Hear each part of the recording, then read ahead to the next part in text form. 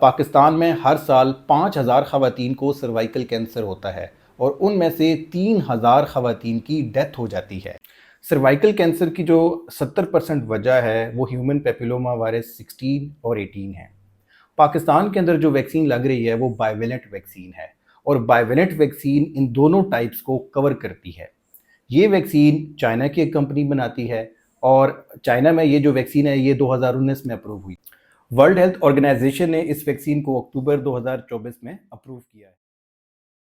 اچھا، کچھ لوگ یہ بھی کہہ رہے ہیں کہ یہ ویکسین پتہ نہیں حلال ہے یا حرام ہے یا یہ ہم مسلمانوں کے خلاف سازش ہے۔